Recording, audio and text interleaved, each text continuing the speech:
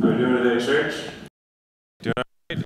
If you would do me a favor, reach in your bulletin, grab your Connect card, and put your name on it. If you are new with us, we ask you to give us as much information as you're comfortable with. We really would like to be able to connect with you. We'd like to be able to send you a gift in the mail if you give us your mailing address, but that is up to you. But we just really appreciate as much information as you are comfortable to give us.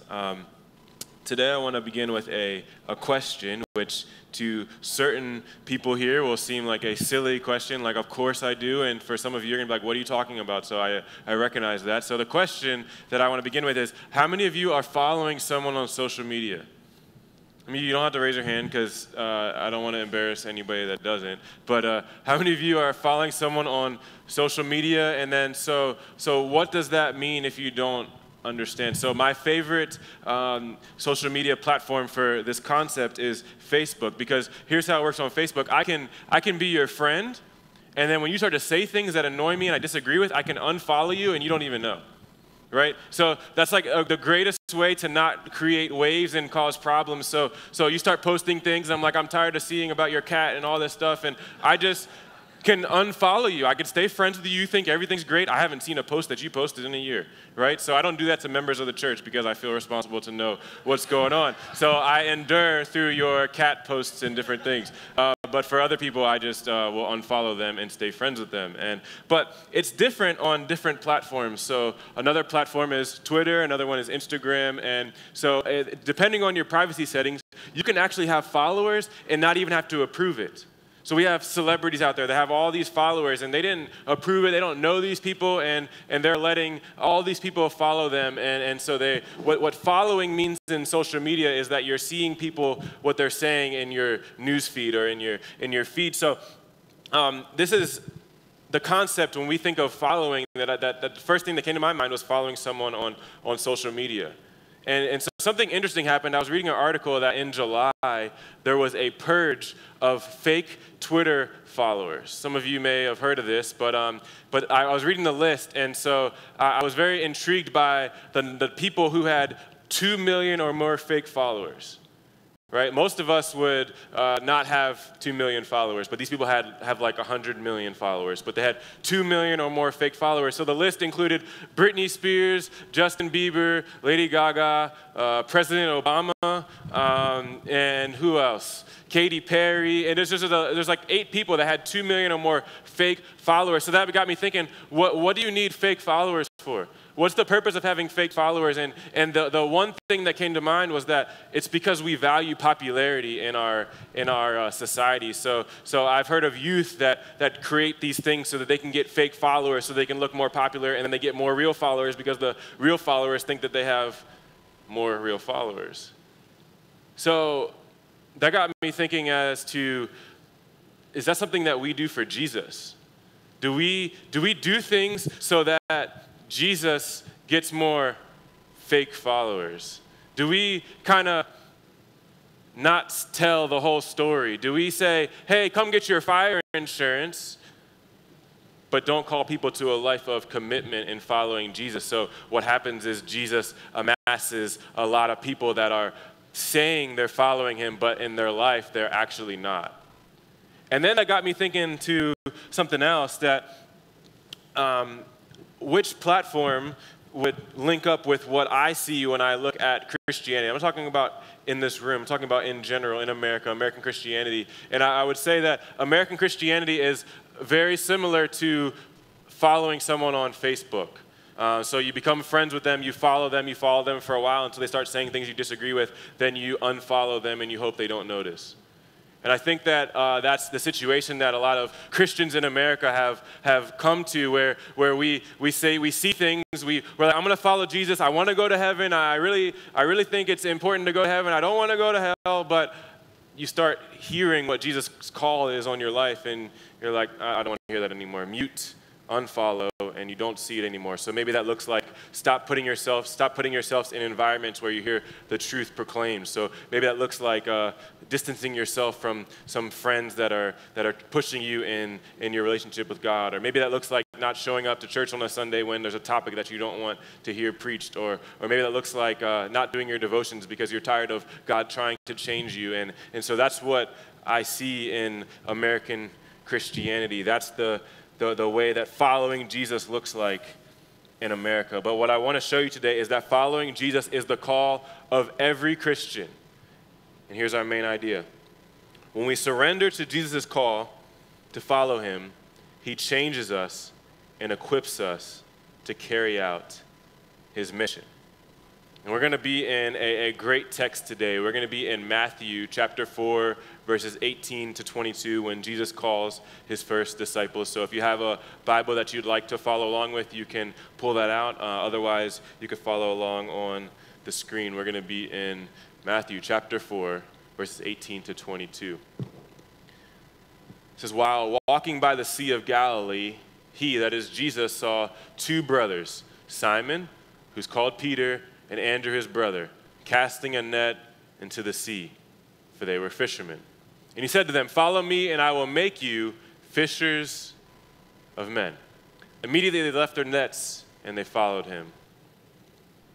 And going from there, he saw two other brothers, James, the son of Zebedee, and his brother, and John, his brother, in the boat with Zebedee, their father, mending their nets. That's not fun. And he called them. He said, immediately they left the boat and their father and followed him. Point number one, Jesus' favorite people in the world are fishermen. No, just kidding. I wish that was the case because I like to fish. But I want to just connect this sermon to last week's sermon. So in this text, one of the people that we saw was Peter, who is Andrew's brother. And Peter is the same Peter that wrote the letter that Pastor Lonnie talked to us about last week. And so this is the beginning of Peter's relationship with Jesus. Jesus is calling him into a relationship. That letter is years later after he's been walking with Jesus and is a leader in the church.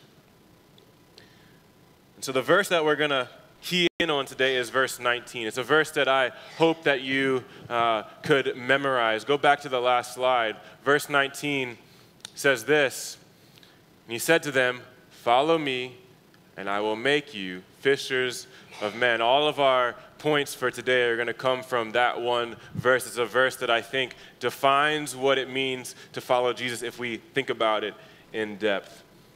So the first thing that I'm going to show you is this. The invitation to follow Jesus is a call to surrender control of our lives. The invitation to follow Jesus is a call to surrender control of our lives. In verses 20 and 22, it tells us this. It says that they left their nets and they followed Jesus. And in verse 22, it says they left their boat and their father and followed Jesus. These are not casual fishermen. These are not guys that would go fishing on Saturday when they had a day off. These are guys that would fish all day long and all night long, and this is how they provided for their families. This is telling us that they were leaving their job. They were leaving their careers to follow Jesus.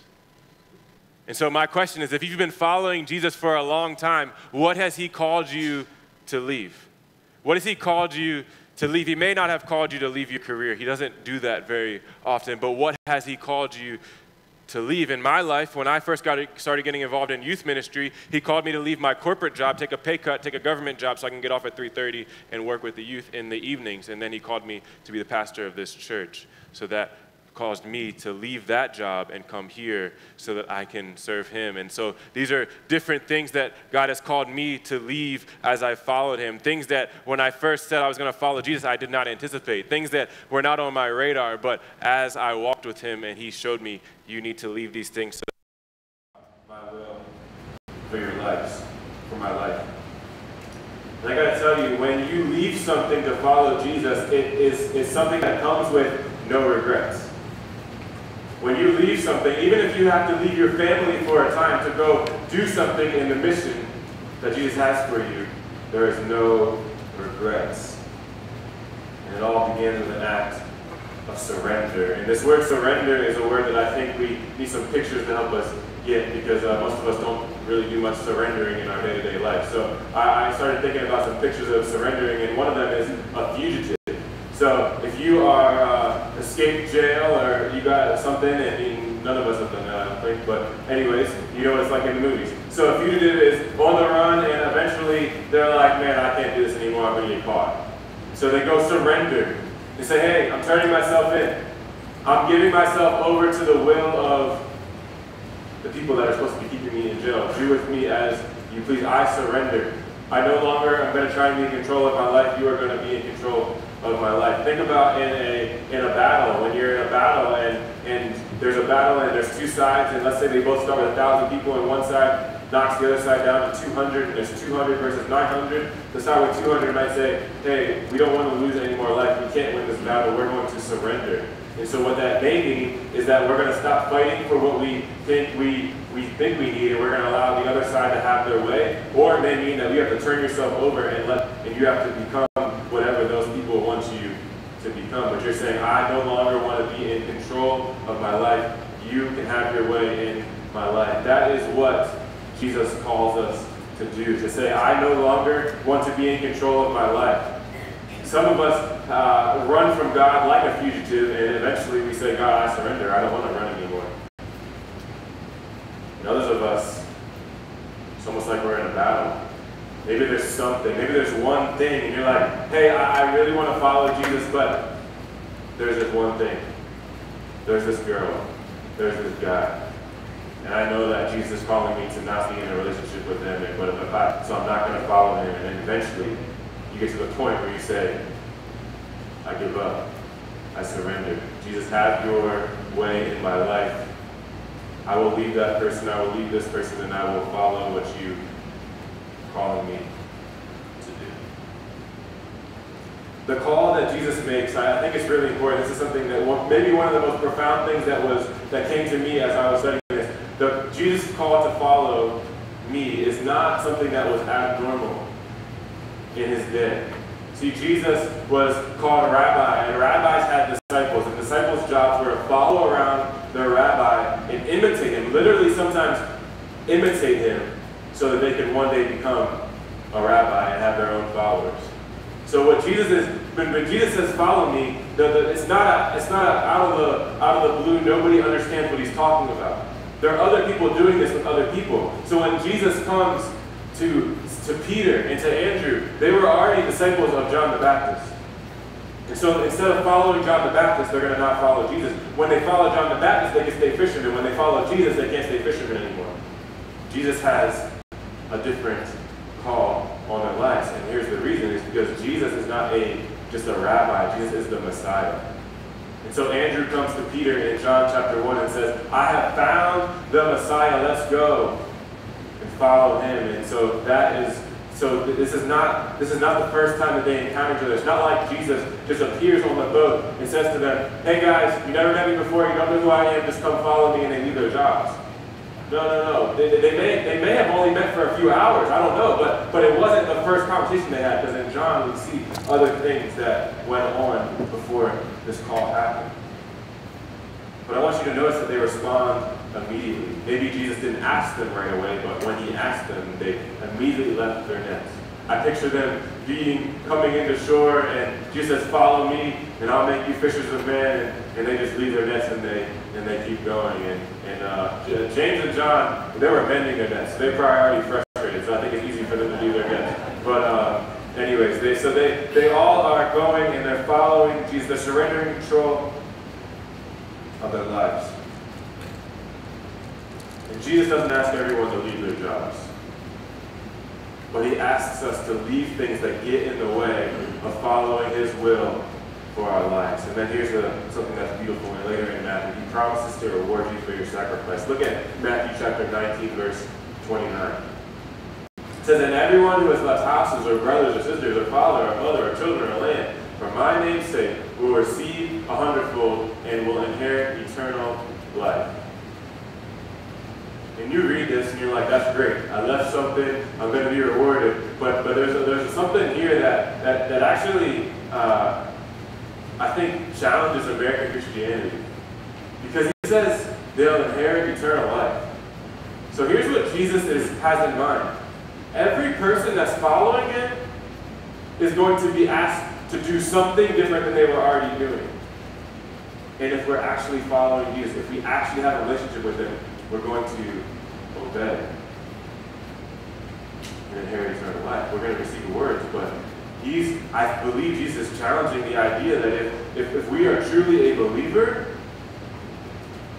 that we can just never listen to Jesus. Jesus says, do this, do that, do this, do that, do that. And we're like, I'm not going to do any of that. The question is the Holy Spirit actually living in you? Do you actually have a relationship with God? If you never do anything Jesus asks you to do, are you really a believer? See, on day one, I know when I started following Jesus on day one, I wasn't aware of everything he was going to call me to do.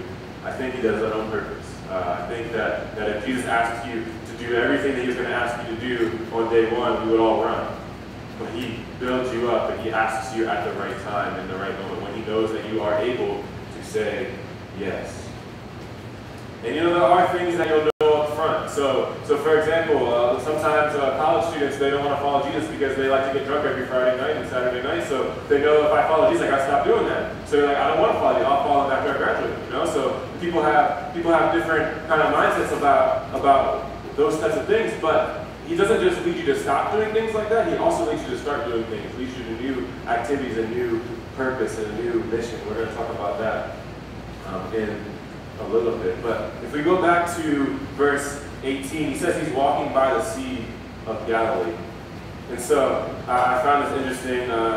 Someone was trying to contextualize the text, and they were saying that Galileans were like rednecks, right? So they're like rednecks, they're blue collar, and so these are not just like, they're not like Galilean lawyers, they're Galilean fishermen. So these are like the blue collar hard workers. They fish all day long. You know, imagine they're out in the sun. These guys had like just burned up skin and all. They had sunscreen back then. I don't know if they had like those SPF shirts or what, but these guys are out there fishing all day long.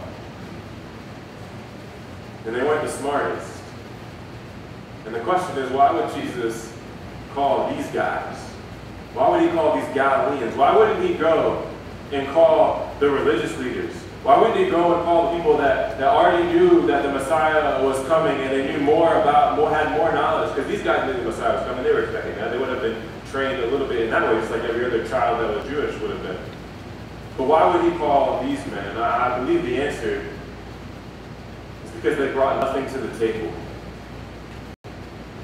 These men brought nothing to the table. And if you notice, when we read about Jesus going away with a small group of men, who is it? Somebody call it out. Who does Jesus go away with? Which ones? Peter, James, and John. So I don't know what's wrong with Andrew, but the other three guys that Jesus spends time with more than the 12 are these fishermen.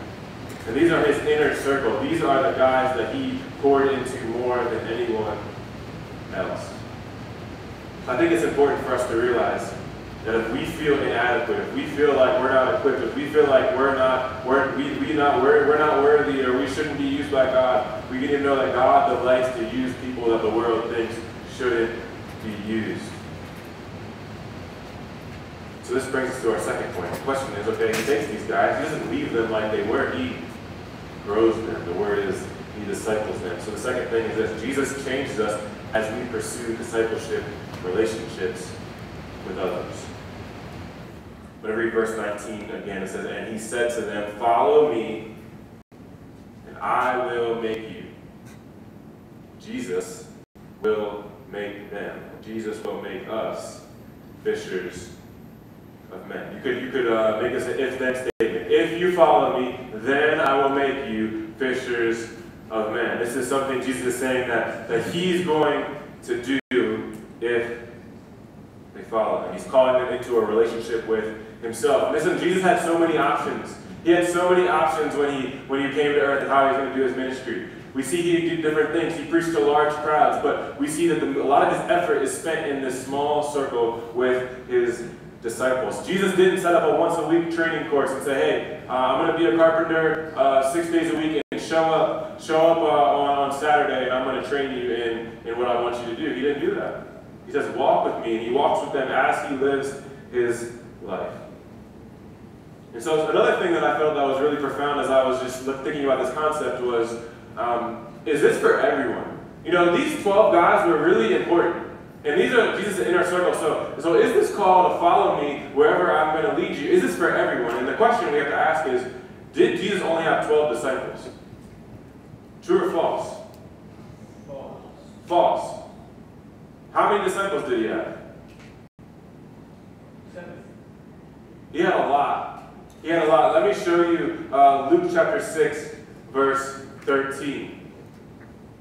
And when day came, he called his disciples and chose from them 12, whom he named apostles.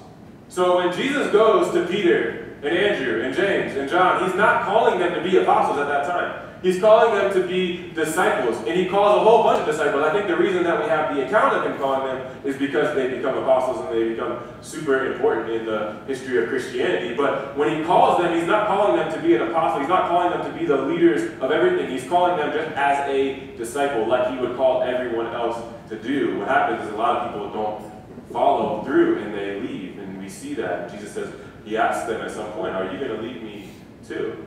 So these guys are leading, are you going to lead me too? But there were many disciples. So Jesus promises to change us if we follow him. I love that because we don't have to get our act together when we start following him. He gets our act together as we surrender our life and control of our life, and he starts to make those changes because the Holy Spirit comes to live in us, starts to convict us of things that we need to start doing, things we need to stop doing, and gives us the strength to do that. He leads us in that. So my question that I was wrestling with this sermon has been on my schedule for months now, and so the question that I've been wrestling with is, what does this look like for us today? These guys leave and they follow Jesus and they walk with him for 3 years and they quit their jobs and so is that what we're supposed to do? It's a serious question that I had to ask myself. What are we supposed to do? Does this just apply to the first century, or is this something that we need to contextualize? And I think it is. I think something that we need to contextualize to our life. Because listen, if I came up here and I told you, hey, all of you need to go in tomorrow, give your 2 weeks notice, and in 2 weeks we're going to start a discipleship relationship, and we're going to go change the world and turn it upside down. Here's what's going to happen. We're all going to be homeless. Right? We're all going to be homeless. We're all going to be depending on the government to pay our bills, and it's not going to be enough, and we're going to be we're going to be sinning. Because the Bible doesn't just command us to do one thing, the Bible commands us to do a bunch of things. So God may call a couple of you to leave your jobs and pursue his calling for your life. But for most of us, he's going to call you to be in a discipleship relationship as you do your normal life. You may have to give up some things. You may have to give up some leisure activities. You may have to give up some things like that. You may have to give up some TV watching. You may have to give up some time of sleep. But he's calling us into these close relationships. I believe that we can get some guidance on this from the Great Commission, Matthew 28:18-20. I'll show you that. It says, all authority in heaven and earth has been given to me. Go therefore and make disciples. So Jesus went and he made disciples, and then he tells the disciples to go and make disciples. He tells us how. He says, baptize them. Teach them. He says, I'm with you always to the end of the age. I'll be with you as you go and you make these disciples. So my call, I believe, to tell you today is that we need to make Jesus' last words our first word. We need to take what Jesus said that we need to do and make that what we prioritize in the church. And so we're going to talk about what that actually looks like in what our church does. So if you look over here at our wheel, our 8-foot wheel on the wall, this is a wheel of how we at Bethany Church see people grow as disciples of Jesus Christ. So I just want to start at the top really quick, and the top is this encounter, and that's the idea that you encounter Jesus or you're encountering his church. If you're already a follower, you come into our church, you're encountering the church. I want you to notice the second step, because I believe the second step is critical to the rest of the steps. The second step is connect, and that's the idea that you connect in relationships with others in this church that can help you grow and help you do what you need to do as a disciple. We're talking about specifically what that looks like, but what we have in mind here is that you're connecting in what we call a life group. A place where you can spend time with other believers once a week, scheduled. And then you can schedule others throughout that. You can meet in smaller groups with maybe the guys in the group get together and do something, the ladies in the group get together and do something, and you are building these relationships. Because here's what I found. When you're dealing with stuff, when you're trying to grow as a disciple of Jesus Christ, what you need more than a sermon that may or may not be something that you need that day, you need someone to give you real-time feedback into what you're doing. So you need someone that you can call and say, hey, my marriage is going through this type of issue. Tell me what the Bible says. Show me where I should look. How do I even figure this out? And then someone's going to say, hey, well, first of all, are you praying for your spouse? Second of all, do you know what the Bible says about your marriage? And they might give you some stuff and they'll help you walk through it. But you need a person to walk through it with you. Because here's the thing. Jesus was on earth with his disciples and walking with them, and they were able to follow him. He's not on earth anymore. He is in heaven, praise God, but he is not someone that we can just follow and walk on the ground. So he calls us as his followers to make disciples. And so as we make disciples, that means there's people following us. So there should be people following us as we follow Jesus. You know, it's my desire that our church, the mature believers, would be able to say what Paul says in 1 Corinthians 11:1. Let me show you that. It says, follow me as I follow the example of Christ. It's my desire that in our church, if you've been in our church for 3, 5, and even longer than that, if you've been in our church for any period of time, you would be able to start saying that, hey, you're a new believer, hey, follow me as I follow the example of Christ. Listen, you don't follow me and do crazy things I do. No. Follow me as I follow Christ. Christ is leading me. Christ leads me, so I'm going to show you what that looks like in my life, and you can figure out what it looks like in your life. Last thing I want us to see today is also in verse 19. It says, following Jesus changes our mission. It says, follow me and I will make you fishers of men. You know, he doesn't say, follow me and I'll make you a better fisherman, although he does. In John chapter 21, he says, cast your net on the other side. They pull it up and it's so heavy that you're just going to break it. It has 153 fish in it. So Jesus helped them in their fishing, but that's not what he's calling them to do here. He says, follow me and I will make you fishers of men. I think this is a great image. It's a great image of what Jesus calls us to do in mission with him. Because you got to understand the type of fishing that they would have done. So when Jesus meets these disciples, they're fishing with a net. So I have this net here, and this is a net that I started using this year in fishing. And so this is a net that I used to gather fish. But what you may think if you read this, if you are living in 2018, you think, okay, he says, fishers of men, that means you got to use a hook and a line, right? So here's where I find the challenge with that is, if you're using a hook and a line, you know what you do to a fish when you have bait? You're deceiving it. You're tricking it. The picture of that is in James. That's deceiving people. That's leading people astray. That's what Satan does to us. He tempts us and draws us away from safety. We're not supposed to do that to people. We don't go and do some bait and switch with people and try to trick them and all of a sudden they're getting reeled in and it's because we lied to them. That's what Paul's to do. That's not what Jesus calls us to do. Jesus calls us to fish for men like we fish with a net. And don't worry, I'll show you how this works in a second. A net is used to gather fish.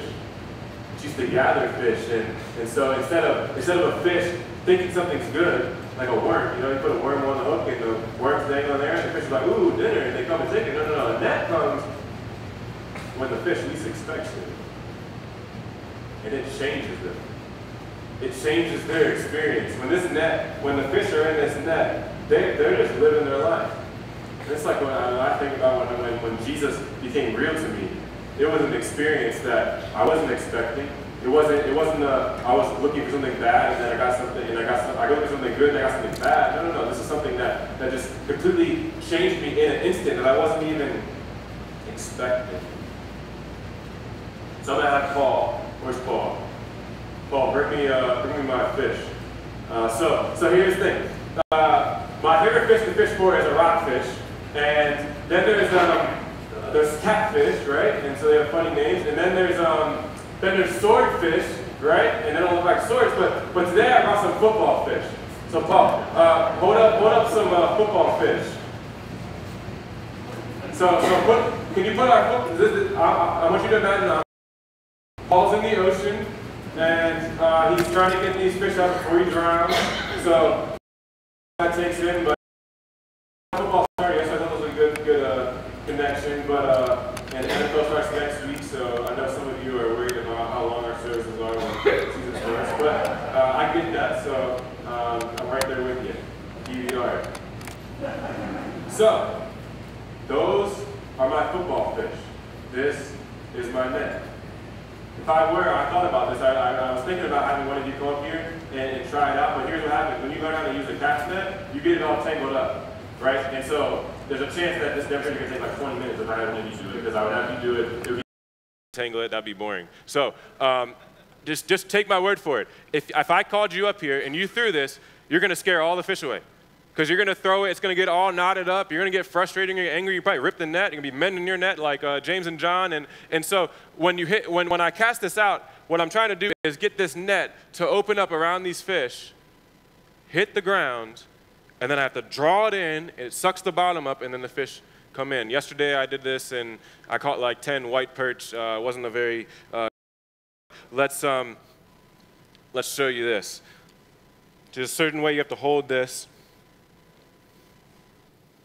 And the reason I'm showing you this is because I've had this picture in my mind for a while, and as I've been fishing, God's been just showing me applications of this to what He's calling us to do in mission. So in our mission with Him, so you gotta make sure it's not tangled.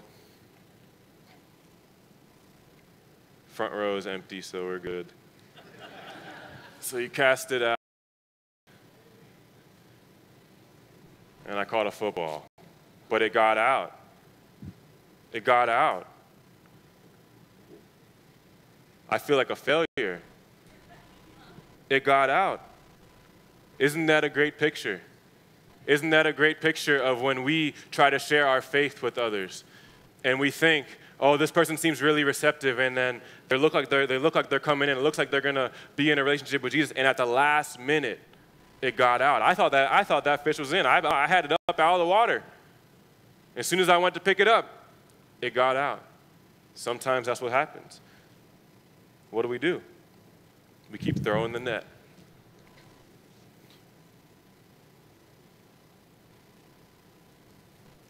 So got to untangle it. You know, technique matters.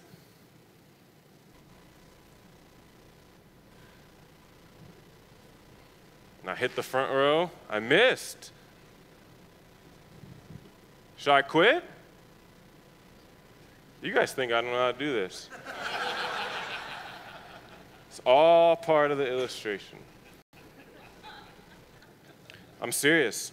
What do we do? That's what happens. You tell a new believer, start sharing your faith. You share it once. Oh, it looked really good. Second time you share it, man, that's the worst thing that could happen. You didn't even look like you're going to get the fish, and so you're just going to give up. I'm never going to share my faith again. You know, new believers are the most active in sharing their faith, and then if they're not find success, you find that they'll give up. So you cast it again, and you'll see.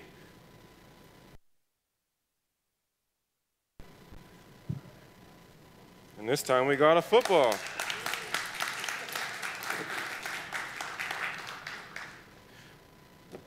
But you know what some of us do? We cast our net out there, and we just leave it out there forever. We just let it sit there. You know what happens when you leave a net in the water and a fish is under it? What happens? No, the net's open. The net, when you cast the net out, it's open. So if you just leave it out there and it's open, what's going to happen? It just gets out, right? So some of us are afraid of offending people by saying, hey, you need to give your life to Jesus, so we don't want to offend them, so we let our net out there, we leave it out there, we never draw it. And if you never draw the net, you can never catch a fish. Just let the fish get out. You may know everything right to say, you may have your heart's right, but you're just really afraid of offending people, so the fish just gets out. Fishermen have to be willing to draw the net. So Jesus gives us a new mission, and Jesus' mission guides our church's mission. Our church's mission, you can write this down, is come together, know Jesus, and make him known. So here's the idea. As we come together in relationships with one another, we begin to understand how it is that we know Jesus. And as we grow in our knowledge of Jesus and in knowing Jesus, we go and we make him known. We go and we cast our net again and again and again. And if we get one and it looks like it gets out and it gets out at the last minute, we don't give up. We cast it again. And if we miss it completely the next time, we don't give up. We cast it again. And as you follow Jesus, he will, by his Spirit, lead you and guide you and give you some feedback so that you're able to do a better job of casting the net. I believe this is a place where having other believers is helpful. It's helpful to be at lunch with someone who is witnessing to the waitress so that you can see what it's like, so you can see how someone talks to someone and see where that conversation goes, and then you can ask questions and say, hey, you just asked that waitress if you can pray for her. That's weird. Can you help me with that? And you'd say, hey, I just sensitive to the Spirit, and when I feel like God's directing me to do that, I'll do that. And so there's all these different situations, but how does that work? It's when you're with other people. Listen, we live in the YouTube era, right? So there's I can kind of do a lot of things on YouTube. I learned how to do that by watching YouTube, but guess what? I didn't get better at it until I had real-time feedback. Even if you're a YouTube person and you watch stuff on YouTube, then you post a video and response, and you're like, hey, give me some feedback. It's 3 hours later, right? But if you have a real person with you, you can do it, and they're like, hey, you didn't twist enough, or hey, you grabbed it a little bit too far to the left, and so that's what it's like when we're in discipleship. You see someone and you give them and you get some advice, and you're like, hey, this is what I'm going to do, and then you go do it, and then you get some feedback, and that person that's walking with you can help you as you grow. So in Jesus' mind, people that walk with him, says, follow me, and I will make you fishers of men. So in his mind, if you are following him, you're going to be a fisher of men. So my question is, when was the last time you threw the net? When was the last time you threw the net? I'm not asking when the last time you caught a fish was. That's irrelevant. The question to me is, when was the last time you threw the net? Because if you're not throwing the net, you're not what Jesus said he's going to be making you. I don't say that to guilt trip you. I say that because I believe that for many of us, the reason we don't throw the net is because no one ever taught us. No one ever walked with us and showed us this is what believers do. We have this big thing on the wall. Look, if you go all the way around, you start to connect in life groups and things like that, and then you learn how to grow through the spiritual disciplines. You belong in church membership. You start to learn how to serve and use your gifts. But then you go and you help others encounter Jesus. You go and you start throwing the net again and again and again, and you let God do what he will with your throwing the net. You learn things, and you learn ways to throw the net differently in different situations, and you just trust God with the results. I read this week that unless you are discipling someone, to say that you're spiritually mature is to be self-deceived. Unless you have someone that you're discipling, you cannot say you're spiritually mature, because that's what Jesus expects of a spiritually mature person. So that is where I challenge you. And my question more, though, is, have you been discipled? Have you been in a relationship with someone that's discipling you? Because before you go and disciple others, you must be discipled. So I want to give you some next steps so that we can apply what we learned today. For some of you, you're like, I want to throw the net. I'm not comfortable. I'm really afraid. When I get ready to throw the net, I'm freaking out. So next step A is this. Sign up for Go 201 to learn how to share your faith. There's 2 studies we're going to be looking at. One is called Sharing Jesus Without Freaking Out. And the second one, they're both within what you might call a college fall semester. The other one is called Tactics, and it talks about how you talk to people, especially in our culture where they're really smart and they try to throw up all these questions, and helps you to keep it on track so that you can point them to Jesus. And so I really encourage you, if you go out to the welcome booth, we are trying to have 2 full classes. It starts next week. Next week on Sunday morning from 9:30 to like 10:20, so you have to come to church an hour earlier. Following Jesus means you have to leave some things. So I don't know what you normally are doing that would keep you from getting here at 9:30 on Sunday morning, but could Jesus be calling you to leave that? Could he be calling you to go to bed earlier an hour on Saturday? Most of you are like, no, I'll just get up earlier, but either way. If you want to learn how to better share your faith and be more comfortable doing that, I encourage you to come to that. There's a $10 fee. If that's an issue for you, just let us know. Not a big deal, but that just covers the cost of the materials. But if you go out to the welcome booth after service, you can sign up for that, and we will be looking forward. I will be leading one of the groups, and Pastor Kenny was going to be leading one, and so Josh is going to step in until he's back. Some of you got the email that Pastor Kenny, I was fishing on Monday, and in a normal situation on a boat, something that happens every time, just the boat impact on the water, it has a compression fracture in his L2 in his back, and so he's out of work for 3 to 5 weeks. It's a pretty serious injury, and it's due to his bone condition. So I ask you for your prayers there, but the reason I'm sharing that with you is so that you'll pray, but also Josh is going to step in and lead one of the discussions until Pastor Kenny is able to return. Next step B, pray about joining a life group. They're kicking off the week after that. So life groups are groups where we gather together. This semester, we're going to be doing something different. Normally, we just let the life groups pick a study, and then we verify that the study is studying something that's sound. This semester, all the way through December, we're going to be taking the sermons and taking discussion questions from the sermons, having time for prayer, and time for fellowship. So I would encourage you, listen, the reason I'm saying pray about it is because I don't want you just to sign up because you feel guilty. I want you to sign up because this is what you feel like God is calling you to do. My question, this is a question that I think you have to answer, is if you're not going to come under the system that we're trying to come up with for making disciples at Bethany Church, what's your system? Because you got to have something, because Jesus wants you to be growing as a disciple. So if you don't want to do this, that's fine, but you got to have something else. And I'm telling you, this is probably a lot easier for you to get into and try it out for at least commit through December. You don't have to commit long term. Commit through December and see how it goes. And I almost guarantee you that if you come and for these few months, you're going to build these relationships. You don't want to leave.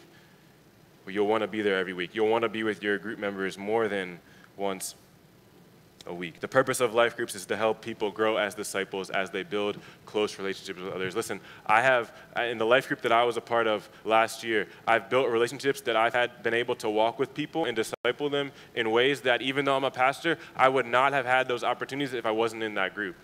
Where now when things happen, they come and talk to me and we get real-time feedback and they're able to grow. And it's been a joy in my life to see people grow in those ways. Next step C. Consider hosting or leading a life group. Hosting's easy.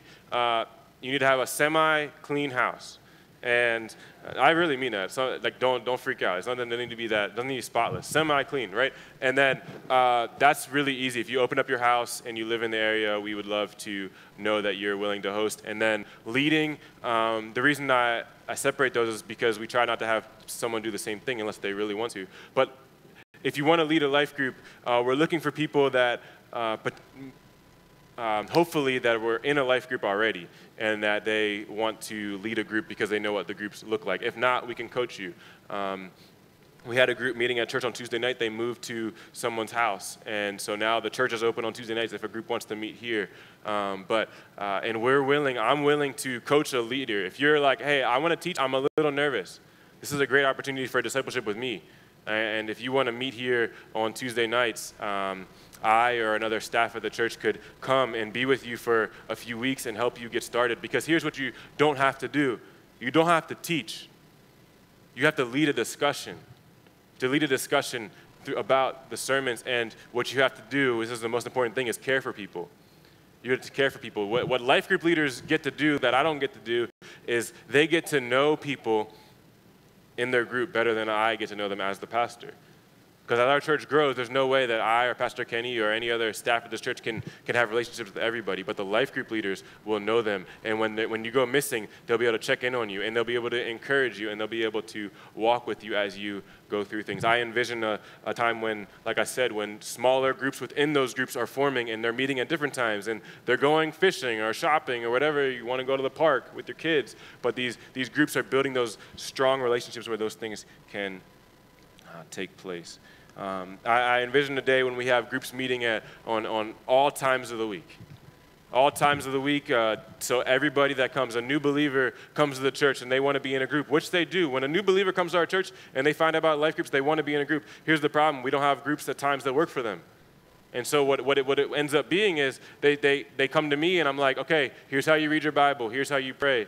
And guess what? Because I don't have the time to invest with everybody, what happens is they kind of just fade off, and they might keep coming to church, but they're not getting the care that they need as a new believer. So my hope is that we'll have enough groups that they'll be able to reach out to all the people that come. Lastly, this is for the ladies. Men, you are not allowed. I'm sorry. Come to Deeper Connections next week and see how it can help you grow as a disciple. This is very interesting that I got an email this at the beginning of the week or at the end of last week about the women's ministry wanting to start this thing called Deeper Connections. When I was preaching this sermon, I said, you know what? That is such a good connection where I'm going to make it a next step in my sermon because I feel that was God's leading you to do that, and at the same time for me to preach this sermon on this week. And so this is an opportunity for ladies to be discipled by more mature women who can help you walk. During youth group once a month, you have dinner, but they'll help you as you follow Christ, as you're changed by Christ, and as you begin to be on mission with Christ. So I'll end with the question of why. Why would we do all this? Why would we grow as a disciple of Jesus Christ? Why is this such an important thing? And here's why. It's the same reason that Jesus sent his son. Because God loves the whole world. He wants a relationship with every single person. God wants to have a relationship with your neighbor who you can't stand. God desires to have a relationship with them, and he has chosen that the church, his people, be the ones that go and share our faith, and we're the ones that go and bring people in. And unless we go and help people do this, they'll never hear. Romans chapter 10 says, how will they ever believe if no one tells them? And so it's our job to tell them. It's also our job to grow so that as we tell them, we're led by the Spirit so that we see God bear fruit. If we've been fishing with a cast net in our Christian life for our whole time, for 10, 15 years, we never caught a fish, that should be something needs to change. I'm not saying you're not a Christian, but I'm saying something needs to change. Jesus wants you to be growing as a disciple who is a fisher of men. So I hope you will join in some of these steps. They're starting in the next couple of weeks. I think this could be a great time for growth at our church if we will get involved and do these things as we grow in relationship with one another. And I'm going to invite the musicians and the deacons to come forward as we prepare to close with communion. And I think it's very fitting to do that this week because we're talking about sacrificing some things in our life. We're talking about giving some things up and some things that maybe we really hold dear, and Jesus is calling us to give some of those things up so that we can follow him. And we need to remember that the sacrifice that we make is nothing in compared to the sacrifice that Jesus made for us. Jesus didn't just give up his job. Jesus just didn't give up some time. Jesus gave up his life. And I really want you to get this. It's one thing. You and I could go to another country where they are hostile to Christianity and we could give up our life. But we can't do what Jesus did. We can't take on the sins of the whole world. Jesus was in the Garden of Gethsemane sweating drops of blood because of how agonizing he knew it was going to be when he took on all the sins of the world. Yet he chose to do that for you. He chose to do that for me, and I'm so thankful that he did. I'm so thankful that he did. We sang that I don't have to be ashamed that I don't have to measure up because Jesus took on my shame. Jesus measures up for me. And I just encourage you to think about that as you consider making some sacrifices so that you can grow as a disciple of Jesus Christ, that you would remember that Jesus made the ultimate sacrifice on your behalf. So I'm going to invite the deacons to come and